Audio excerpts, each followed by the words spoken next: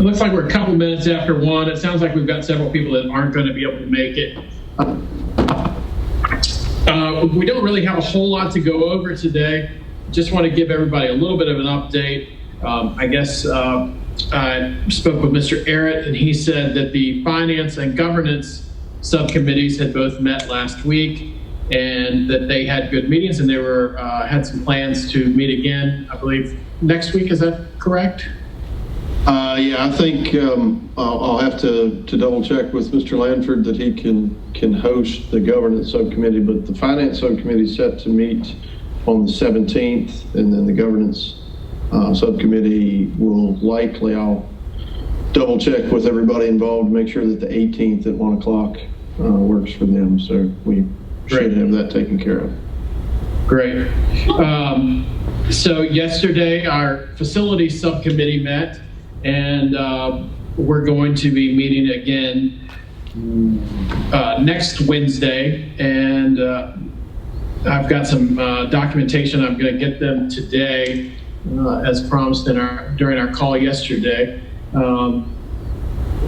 So we're going to meet again on Wednesday, and we hope to have some questions for the curriculum subcommittee that we're hoping can meet on Thursday, and I'm going to send out an email to those subcommittee members later on today.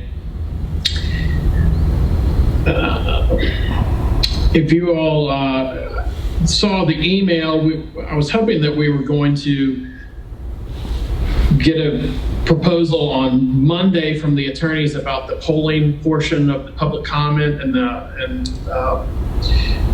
the polling company didn't get anything to us until just a few hours ago. So I'm hoping that we can ask them some questions. I have a few questions on there. One of the options they gave us did not include calling people's cell phones. One of them did include cell phones. There were a few acronyms there that I wasn't exactly sure what they meant. IVR, I'm not really sure what that means exactly. But if you all saw, there's quite a difference in price between the two different models. There's one that was $3,250, and then there's one that's $10,250. I would like to know a little bit more about this, and I would appreciate if our committee would give Mr. Arrett and I the ability to find out a little bit more and try to negotiate with them what we feel like would be best for the purpose of polling for public opinion on the consolidation. Did you all have a chance to read over that? Yeah, I did. I thought, I was wondering what the total is they're going to poll, and it looked like it was only 200 or 300. That was one of the questions I had. It said that, I'm pulling it up right now, it seemed like they were going to have, they were going to guarantee 300 responses. How do they do that? So it kind of seemed like to me that one of them had a live person talking to the people, and one of them said IVR. I don't know what that means. That's like going through voice prompts, like press 1 if you want to talk to someone, or press 2 if you support this view, that kind of thing. It's like a automation system. Gotcha. Wouldn't it make more sense that if they're only going to do a small pocket, which then may not be representative, and some folks just don't like it when someone calls them, like the city has a SurveyMonkey account. Like how I don't know if you guys recall, we did the survey for police chief. Right. What if we also offered an alternative means, so that some folks are on social media, some folks go to government websites, and the school websites, that then there could be a way to aggregate the data. Well, the state actually recommended this because it gives a random smattering of people. And Well, they survey, when you take it, it would be random too, and it only lets you do it once. It's just offering. It was a suggestion, and that's a tool we already have paid for, so there's not a fee. Well, we're going to speak with them again on Friday, tomorrow. Or is it, do we have Mr. Aaron, are we talking to them? No, I guess it's next Friday. But I can give them a call and see what they say, the folks from the strategies team. This was a recommendation by the Board of Education to randomly, I don't know how they come up with these numbers. I would like to know a little bit more before we commit to this. If the idea was to randomize, my concern is just when you get involved with these firms, everybody recommends somebody because everybody works with someone to then ensure that business flows. And that's nothing against anyone. I'm just being honest. If the idea is that they want a random selection survey, we could come up with a mail out survey, and then just randomly select addresses based on census data or something like that, and mail out, 500 printed copies or 1,000 copies. I appreciate that, but at the same time, I feel like I kind of want to listen to what the Board of Education suggests, and if that's something that they're going to, they want to see, then I think we kind of need to listen to their suggestion, because we could do a bunch of work and then them just throw it out because we didn't do it the way that they suggested. I just think maybe if you guys could ask to see if there's alternatives other than some more costly measures. That's all.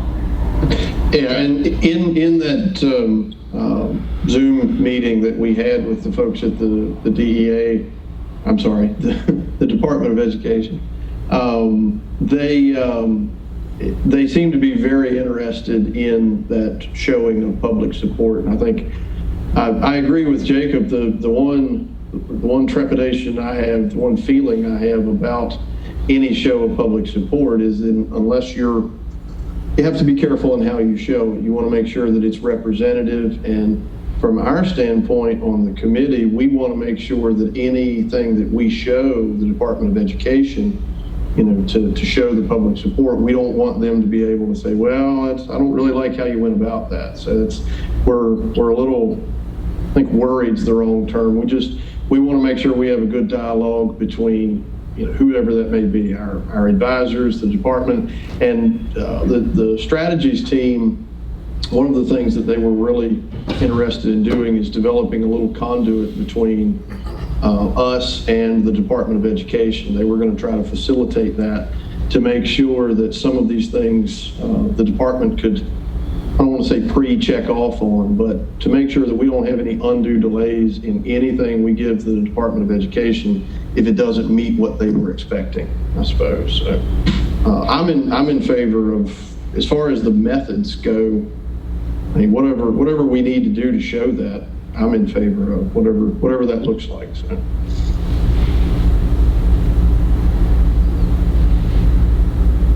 Yeah, I just have some questions about some of the results and how those are going to be shown, and I believe also we need to present this to the DOE to make sure that that's a large enough sampling, and we just need to make sure that, the attorneys have been working with them, so they should get a percentage from the county and a percentage from the city. Right. And go with it from that particular point. And whether it's, it'll be, I don't know if it's the same percentage you want or whether it's just, so many, 500 from here, 500 from there. Right. And I think that's one of the reasons they like the idea of phone polls, because more people have phones than people have internet. And so they don't want just people with internet to be able to answer. They want to get a real cross sample of everybody. So, right. So I believe we'll look into that a little further and find out both from the DOE and from the polling company, some more specifics. So we'll probably just have to get back to the committee on that portion of things.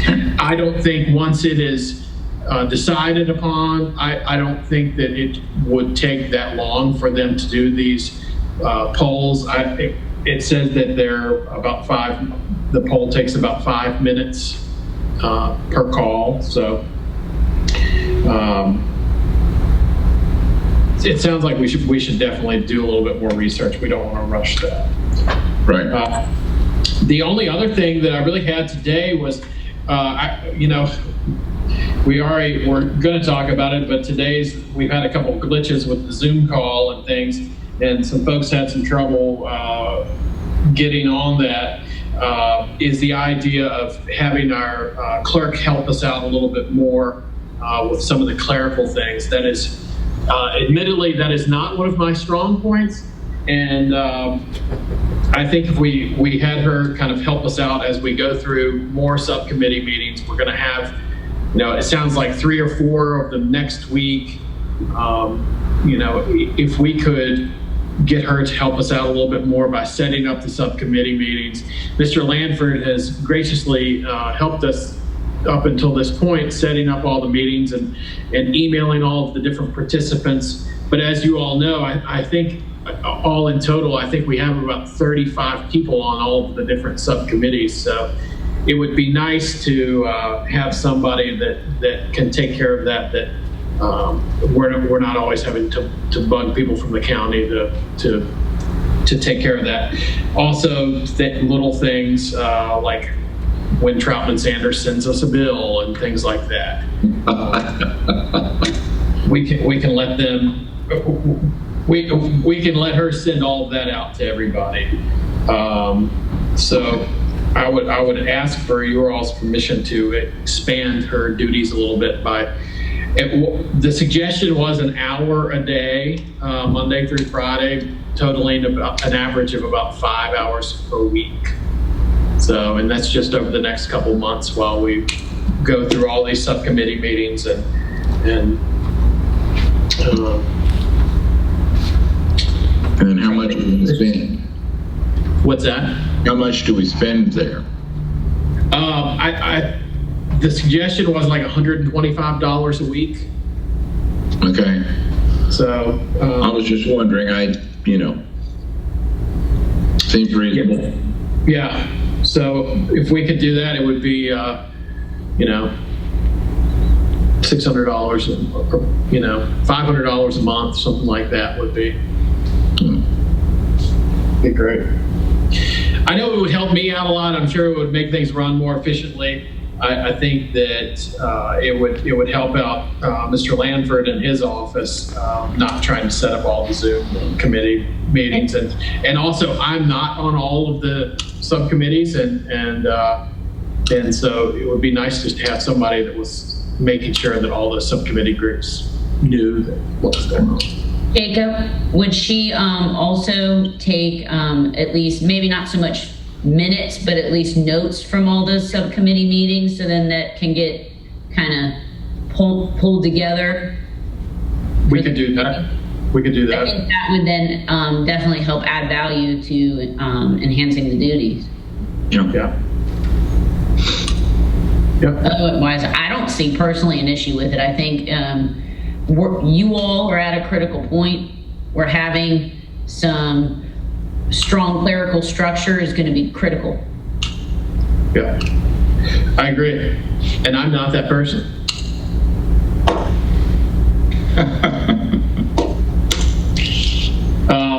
But if everyone is on board with that, we'll go ahead and try to get her signed up, and we'll start sending out some more notifications on these subcommittee meetings, and we'll just ask for everybody's patience as we try to meet and make this as painless as possible. Sounds good. That's about all I have. Does anyone else have any other questions or anything? Mr. Eric? Got nothing. Hey, Mr. Jake. Frank? Jake. Yes? When John Jr., I guess it'd be John Jr. or John II, What's that? You mean the Lanford with the hair today, or Yeah, that's it. county bill?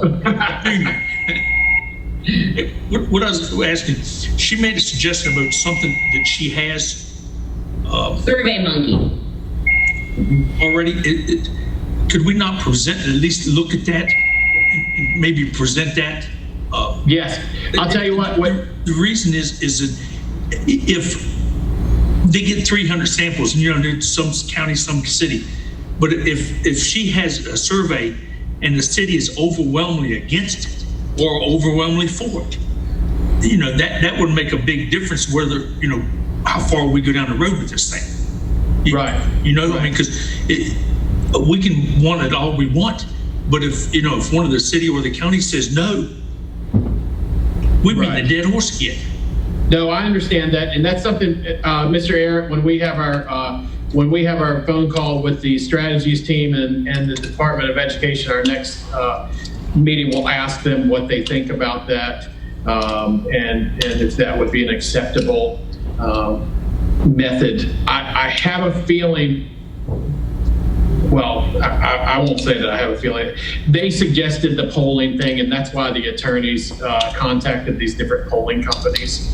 So, proper public opinion polling. I fully understand. Yeah, so let us ask about that, and we'll find out, and we'll be able to report more back to you all on that. Because even if we use the polling people, okay, if they have a survey, Monkey, and we get the results, that would help us internally. Right. I mean, it may be not something we can send to the Department of Education, but it's something that we can see and say, Right. Okay, this is a good thing, or this is not such a good thing, or supported thing. Yeah.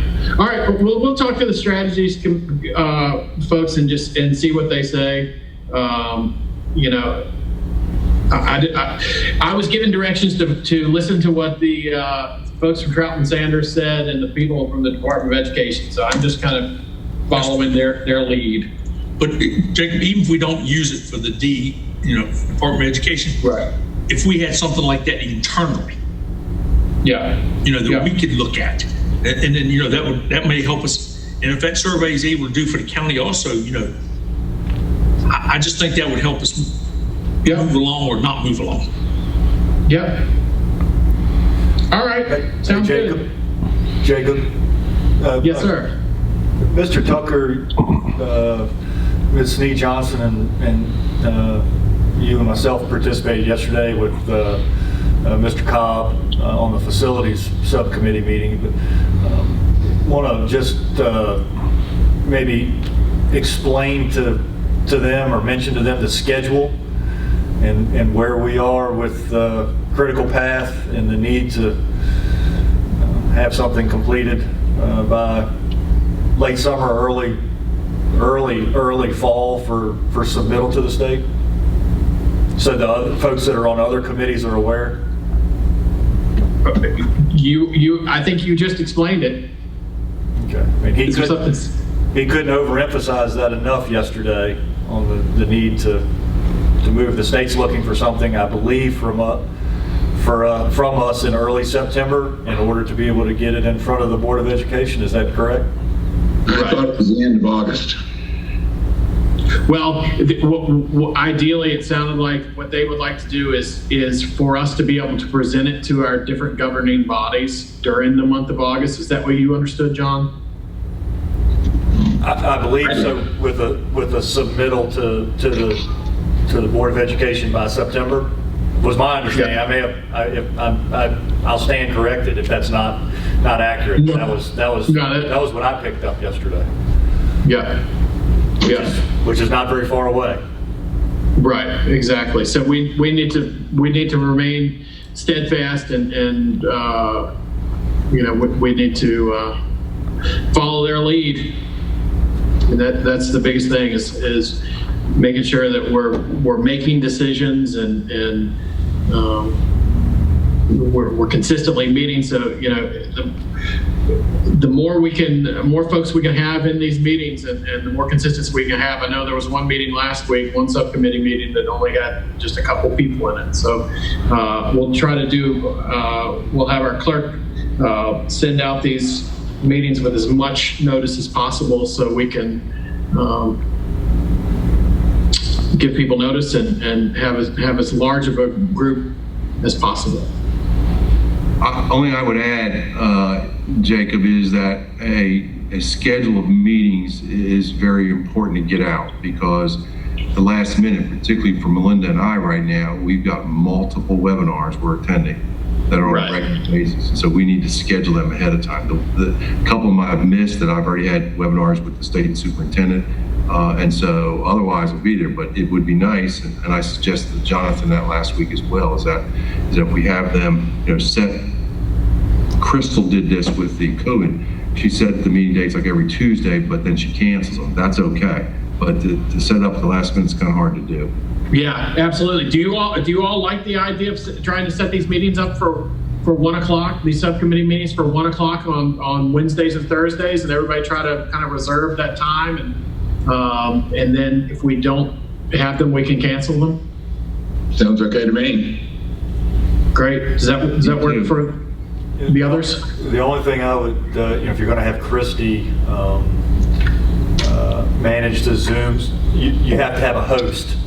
And so if you have multiple committee meetings and full group meetings at the same time, you're going to have multiple hosts for those particular meetings. So if you schedule all of your subcommittee meetings for Wednesday and Thursday, and you have 5 of them, Right.